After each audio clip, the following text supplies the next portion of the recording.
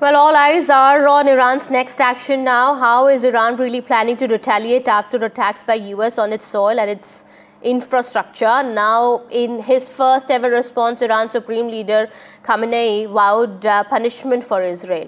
That was his only response that came in on X hours back.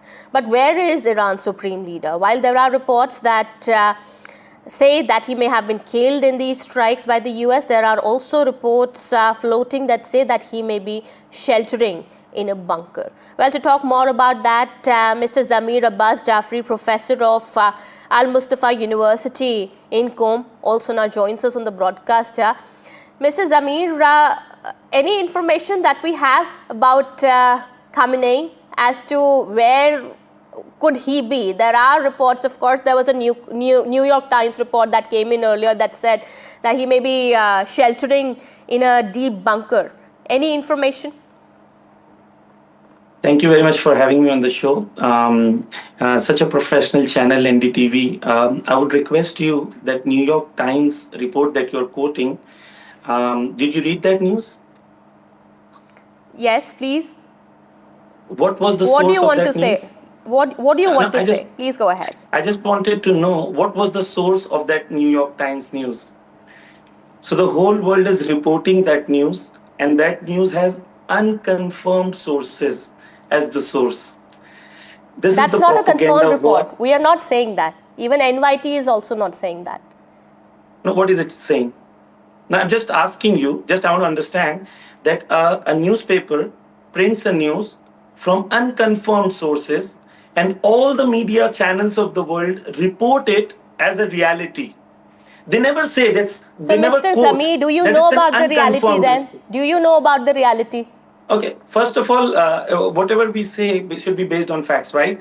So New York Times report is absolute rubbish because it says that it's from unconfirmed sources. So I can say anything from unconfirmed sources. So if I have a source, I need to say what my source is. Secondly, where Ayatollah Khamenei is totally irrelevant question, because in a war, where is Netanyahu or where is Trump is irrelevant question. We need to ask what is the fundamental question of this war. First of all, you were reporting a few minutes ago about the main issue is the nuclear bomb and how important it is that Iran should not have a nuclear bomb. What Ayatollah Khamenei has clearly stated regarding nuclear bomb is that it is illegal according to Islamic law to create a nuclear bomb. And it's a fatwa of Ayatollah Khamenei, which is very, very clear. Secondly, Iran is a signatory to NPT, right? Israel is not a signatory to NPT. Iran doesn't have a nuclear bomb. Israel has a nuclear bomb. America has a nuclear bomb. America has used nuclear bomb on innocent civilians. Iran has never attacked any country. Iran and India have very close historical ties. So why do you think there is so much problem with US and Israel that Iran shouldn't have a nuclear bomb? Why is all this happening then? This is an excuse. Look, the world order that we live in is a colonialist, imperialist power. They want all the Middle Eastern countries to submit to them, and they should control all the resources of the Middle East, right?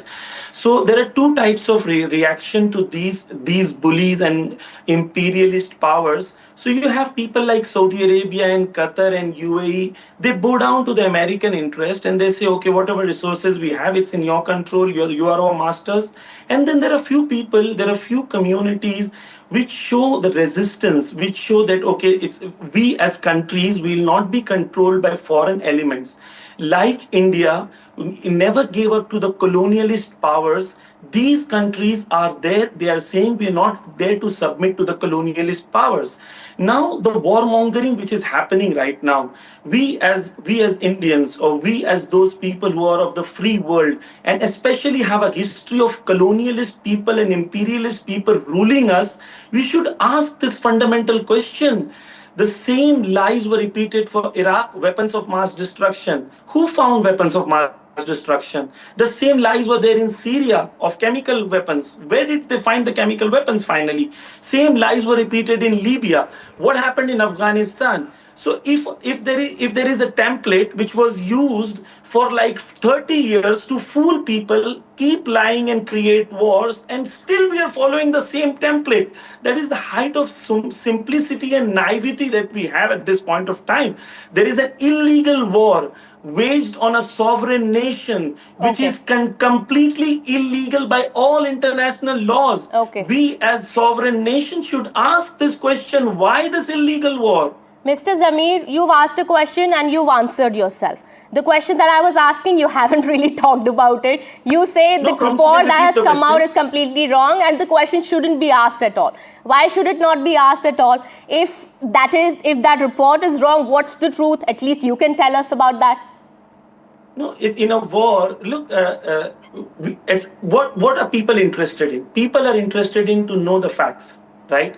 In a war, who's staying where, or whether they're in the bunkers or not, it's good for sensationalism, and it's for yellow journalism or yellow page journalism. It's good. I mean, Okay. because it creates Okay. sensationalism. Okay. But actually, people, No, we that need is to what know the people want to know, values. and that is what I'm asking. That is what the masses are also interested in. But I think I think you want to ask another question and answer that as well yourself. But all right, we won't have much time. Thank you so much, Mr. Zamir Abbas Zafri, for joining us here on NDTV and sharing your inputs there.